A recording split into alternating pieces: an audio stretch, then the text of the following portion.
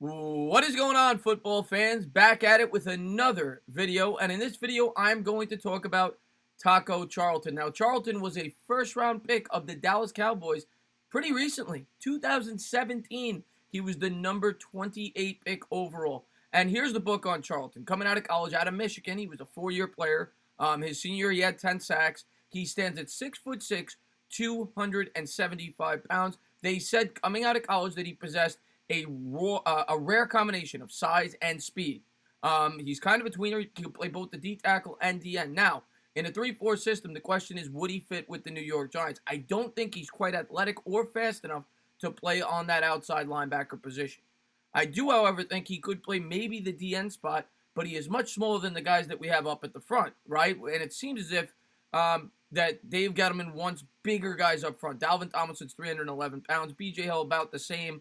And we all know Dexter Lawrence is 342. This guy is 275, and he has played in a 4-3 system his entire career, the 2-year career at the NFL level with the Dallas Cowboys. And with Dallas, he has been a bitter disappointment. I think he only has 4 career sacks in his 2 years with Dallas, and he's been a healthy scratch, I think, 4 out of the last 6 games.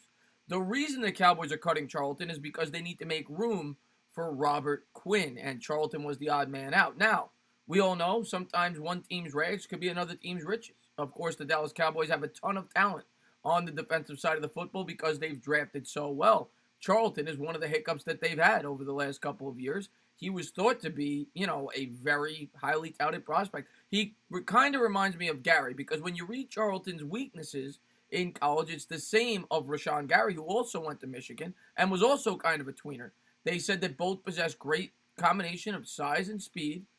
For a man, a man of their stature, but both were very inconsistent at the college level. And it's the same book here on Taco Charlton that was on Rashawn Gary, and it's been that way throughout his tenure in the NFL. I remember Charlton back in 2017. I think we opened up against the Dallas Cowboys. I remember they were talking about him as a guy with very high upside, and he was a player that Cowboy fans were really excited about. Well, he's no longer a Dallas Cowboy. He's now hit the open market. The question, as a New York Giant fan, do you take a flyer on this guy?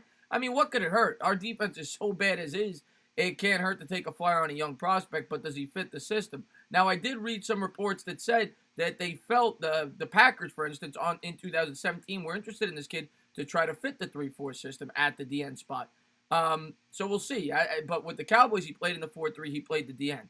Again, I think he run like a 4.9 40. I don't think he could play that outside linebacker spot, but maybe you could stick him in at the DN spot. Would he start? Probably not, but he's a guy that maybe the Giants want to take a flyer on and roster for the New York Giants. We'll just have to wait and see. But, obviously 2 years ago, this guy was very highly thought of, so there was definitely some talent there. The question is, can you get it out of him?